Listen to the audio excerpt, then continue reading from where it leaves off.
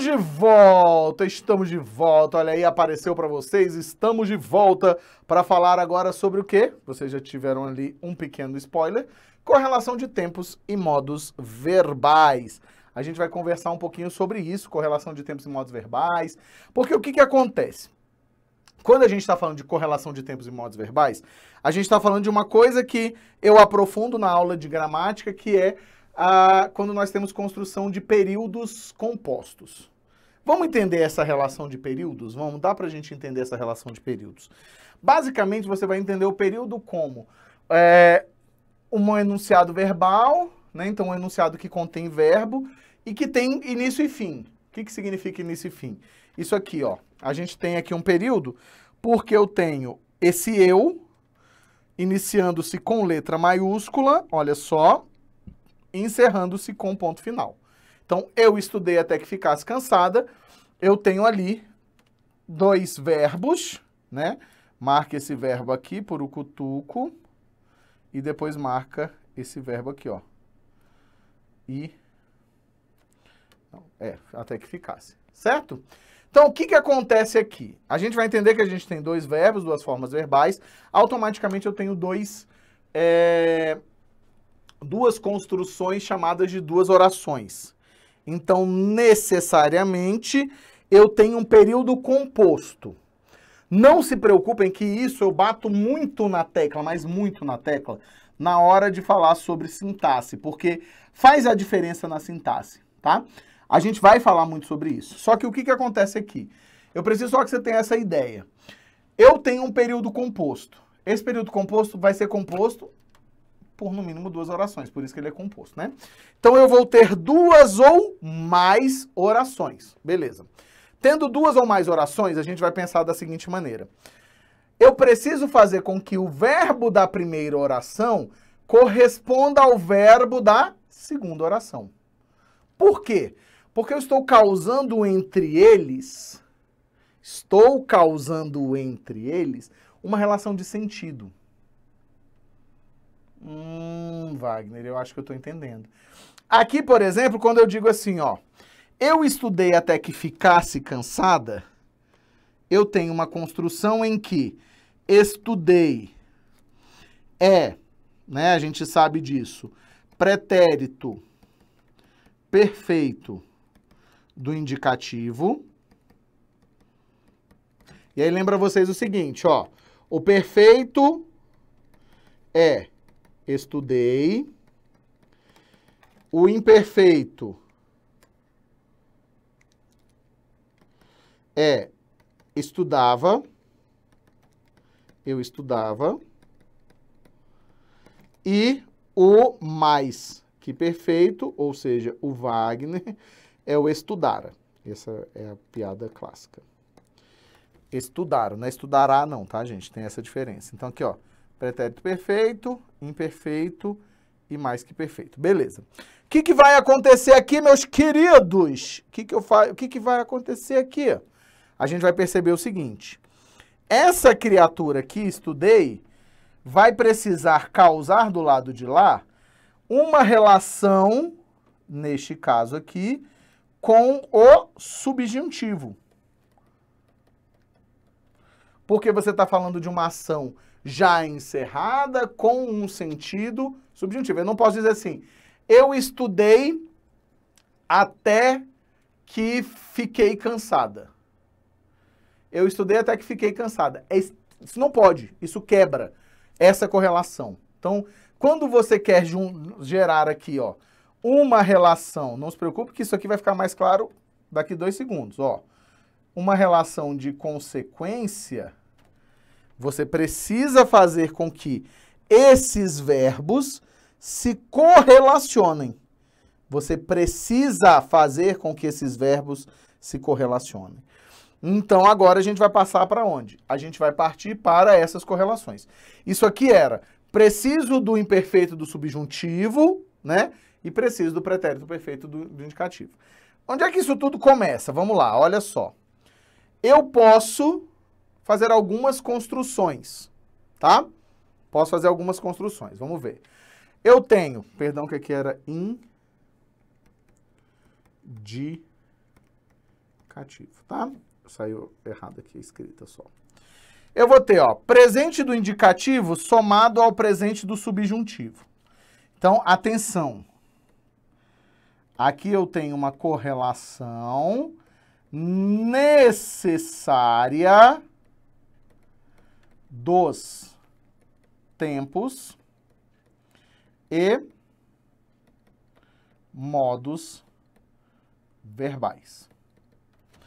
É extremamente necessária. Necessária, muito mais que necessária. Então, ó, extremamente necessária. Então, eu venho aqui e penso o seguinte, vamos lá. Quero que você escreva um livro. Eu não posso fazer assim, quero que você...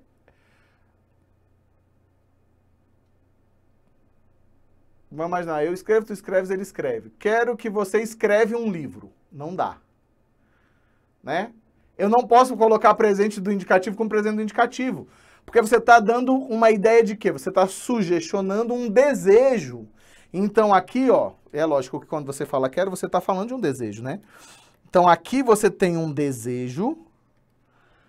E por ter esse desejo, você necessita. Se você diz, por exemplo, gostaria que você escrevesse um livro. Gostaria que você escreva um livro, não vai dar. Porque aí você tem uma outra relação, né?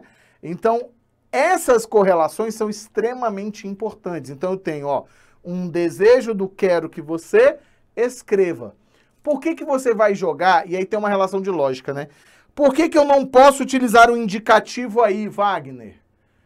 Porque quando você diz quero, você está dando a possibilidade daquela ação não se realizar. A segunda ação pode não se realizar, porque eu digo, quero que você escreva um livro, você pode não escrevê-lo. Entende o que eu quero dizer? Então, assim, você não consegue gerar o indicativo, eu sempre lembro para vocês isso, né? Vou até colocar aqui embaixo de novo para vocês relembrarem, é porque eu tenho que olhar aqui pro botãozinho. Você tem que lembrar o seguinte, ó, você vai ter indicativo, você vai ter subjuntivo, ficou aqui mais ou menos, né? E você tem o imperativo. E aí você vai pensar o seguinte, ó. O indicativo é um modo da certeza, certo? Então aqui é certeza.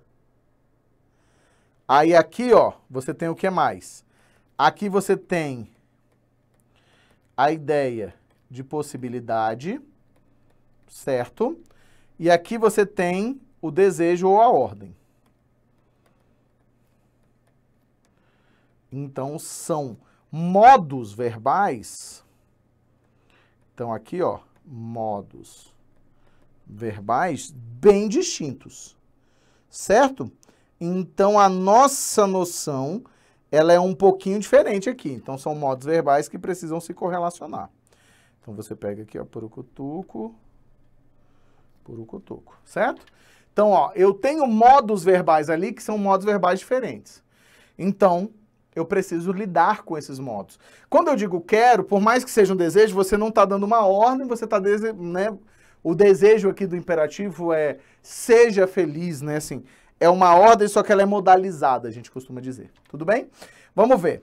Quando eu tenho presente do indicativo, mais pretérito perfeito composto do subjuntivo. Espero que ele tenha, então, ó, espero que ele tenha escrito o livro. Então, aqui, ó, não dá, espero que ele escreva o livro, é diferente. Você vai mudando, isso aqui é como se fosse para uma dúvida, né? Ou para uma suposição, vamos dizer assim. Que não é uma suposição completa. Aí aqui, ó, eu tenho uma quebra de expectativa. Em que eu vou ter pretérito perfeito do indicativo, em que eu tenho, ó, esperei que ele escrevesse o livro. Então você vai ter você já tem uma construção de interpretação que quando você diz assim, esperei que ele escrevesse o livro, você vai trabalhar na sua cabeça, com a ideia de que você trabalha aqui na sua cabeça, ó, com a ideia de que ele pode não ter escrito esse livro, né? Ele pode não ter construído esse livro. Então, quando você diz, esperei que ele escrevesse o livro, às vezes falta uma informação, né? Esperei que ele escrevesse o livro para poder pagá-lo. Esperei que ele escrevesse o livro para poder sair. Ou então pode ter isso assim, eu esperei que ele escrevesse o livro, mas ele não escreveu. Aqui então, ó, geram normalmente uma relação, e é muito comum que isso aconteça, aqui uma relação de quebra. Porque aqui pode ser, mas ele não o fez. Ou então esperei que ele escrevesse o livro para pagá-lo pelo serviço. Então, a gente tem essas possibilidades aí. Tudo bem, é só para você perceber que tem uma jogada, né? Não dá assim, ó, esperei que ele escreva o livro. Esperei que ele escreveu o livro. A menos que eu diga, esperei até ele escrever o livro. Aí muda um pouco, né? Esperei a escrita do livro, aí você já tirou o verbo, né? Então, cuidado com essas construções, tá? Temos aqui mais algumas, isso aqui é só para te dar uma noção bem ampla de uso desses verbos. Aí a gente tem algumas possibilidades, ó. Pretérito imperfeito do indicativo, lembrando para vocês que o pretérito imperfeito é a ação encerrada. A gente já vai falar sobre o uso desses tempos verbais, é o próximo bloco, mas tem uma coisa muito legal com relação a essa correlação aqui, ó. Porque você vai começar a pensar o seguinte, o que é um pretérito perfeito e imperfeito? Os dois já se encerraram. Tem gente que fala assim, pretérito perfeito não se encerrou, né, imperfeito. Na verdade, é uma noção de ação única ou ação contínua, certo? O que é ação única? Eu comi. Isso é uma ação única. Eu comi uma fruta. É diferente de você dizer eu comia frutas no jantar. É diferente. Porque quando você diz eu comia frutas no jantar, você está falando de uma ação que se repetia. É diferente de dizer eu comi frutas no jantar. Eu comi frutas no jantar, ação única. Pá, aconteceu ali, acabou. Morreu Maria Preá, tá? Deu para entender? Pegou? Massa. Então, ó, pretérito perfeito do imperfeito do indicativo. Eu queria que ele tivesse escrito o livro. Isso aqui já traz claramente uma noção de quê? De que o livro não foi escrito. Queria que ele tivesse escrito o livro. Então aqui, ó, é a noção de ação não realizada. Por isso que a gente vai jogar para onde, ó? Pro subjuntivo. Aí a gente tem o subjuntivo agora. Se ele escrevesse o livro, eu leria. Aqui faltou inclusive um eu o leria, né? Eu o leria. Então aqui, ó, eu tenho uma ação também de condição. Por que eu tenho uma ação de condição? Se ele escrevesse o livro, mas ao mesmo tempo de não se realiza. Porque se eu digo, se ele escrevesse o livro, eu leria, significa dizer que ele não escreveu o livro, né? Então, vocês estão conseguindo perceber a ideia extremamente importante mesmo, de que, olha só, dependendo da minha seleção de tempos e modos, muda o sentido, muda a frase, além de, logicamente, dependendo do que eu colocar, eu ter problemas literalmente, problemas de significado, por não existirem aqueles significados. Então, essa ideia é muito interessante da gente pensar. Eu preciso ter consciência dessa correlação para o que eu quero dizer. Então, os verbos estão a nosso serviço. Os verbos estão colocados para que a gente consiga entender, tá? O que a gente vai ter aqui, ó? Pretérito mais que perfeito do subjuntivo, mais futuro do pretérito composto do indicativo. Se ele tivesse escrito o livro, eu teria lido. Essas aqui são duas construções que são duas construções paralelas. Elas são exatamente iguais, tá? Então, aqui são variações. Se ele tivesse escrito, inclusive, eu faço um parêntese sempre muito importante, eu teria lido, que essa aqui, a segunda, é inclusivius, a estrutura preferencial. Então aqui, ó, é a estrutura preferida do falante. Por que ela é a estrutura preferida do falante? Porque a gente percebe cada vez mais o uso desse tipo de construção, né? Por que que eu tenho o uso desse tipo de construção em específico? Exatamente porque, olha só que coisa interessante, a gente tem tido uma preferência cada vez maior pela junção, pela noção. Veja bem, a gente tem tido uma preferência cada vez maior pelas construções de locução verbal. Por que que a gente tem tido uma construção cada vez maior de locução verbal? Exatamente porque a locução verbal, ela tem uma característica diferente de você tem que memorizar menos formas verbais, né? Você memoriza menos formas. Então eu chego aqui, por exemplo, e digo, no lugar de se ele escrevesse, se ele tivesse escrito, porque você só vai mudar o tempo inteiro um verbo. A gente tem tido essa preferência, por exemplo, para a construção do futuro, né? A gente diz, por exemplo, eu vou sair no lugar de eu sairei, eu vou comer no lugar de eu comerei. Por quê? Porque você pega somente o verbo ir e transforma esse verbo ir. Então você tem uma diferença nisso. Então, para o falante, existe um princípio linguístico chamado princípio da economia linguística. O que é o princípio da economia linguística? É você tentar usar a mesma forma para que você comunique coisas diferentes. Você vai mudando o contexto. Por quê? Língua, utilização de linguagem, utilização idiomática, ela leva em consideração o contexto. Então o contexto resolve muita coisa. É basicamente dizer o seguinte, é por culpa desse contexto que eu posso virar e dizer o seguinte, assim, olha só.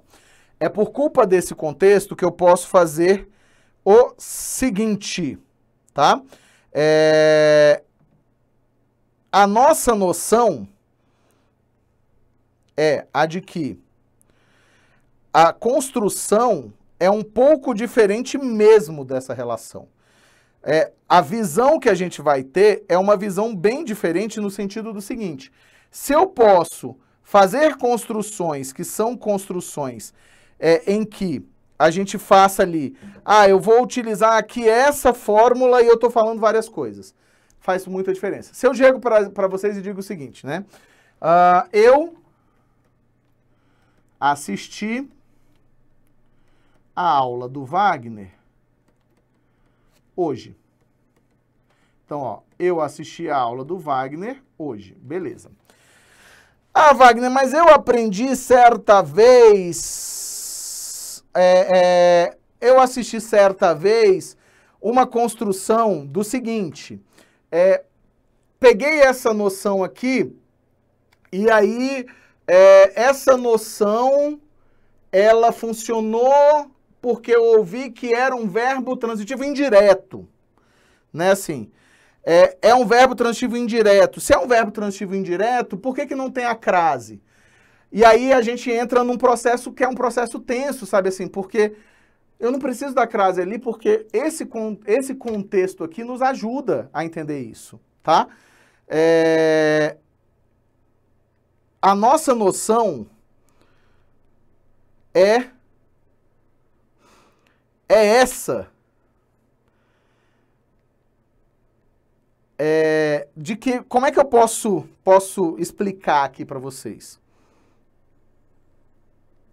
É exatamente a noção do seguinte, a nossa relação de pego ali aquela noção, transformo aquela noção em quê? Eu transformo aquela noção numa coisa fechada. Se não tiver... mas, cara, o contexto não me deixa pensar que eu ajudei. Porque se eu digo assim, eu assisti a aula do Wagner, eu levo em consideração o contexto em que aquilo acontece e várias outras coisas, sabe? Então, assim, a gente precisa tomar muito cuidado. O contexto resolve muita coisa pra gente. Mas vamos finalizar isso aqui, que a gente ainda vai ter muito tempo para explicar isso aqui e a gente vai ter muito tempo para viver isso aqui nas nossas aulas. A gente vai imaginar o seguinte, ó. Então eu venho aqui com o futuro do subjuntivo mais o presente, o futuro do presente do indicativo. O futuro do o presente do indicativo, ó. Quando você escrever o livro, eu lerei. Por que que aqui o quando está marcado? Porque o quando tem a ver com o escrever, né? Então, ó, é como se eu dissesse, quando você escrever o livro, eu o lerei. Então, a gente tem a construção, que é uma construção um pouquinho diferente, né? A gente vai ter uma construção um pouquinho diferente. Por quê? Porque não é que você está dando uma condição, ainda que tenha um sentido condicional, mas é basicamente a ideia do seguinte, quando você for escrever, beleza, quando você vier a escrever, se, aí você cria uma condicional, né? Se você vier a escrever, ou seja, eu consigo perceber, estou olhando aqui para ver vocês aqui embaixo, eu consigo perceber essa construção da projeção, não é alguma coisa certa. Então você percebe que o subjuntivo sempre acontece com a noção da incerteza. Você não pode esquecer disso, tá? O que mais? Vamos lá. Futuro do subjuntivo mais futuro do presente composto indicativo. Então, ó, quando você escrever o livro, eu já terei lido.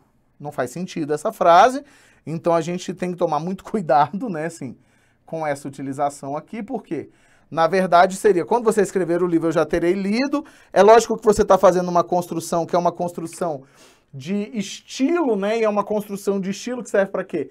Como se você estivesse dizendo, quando você fizer isso aí, eu já vou ter lido.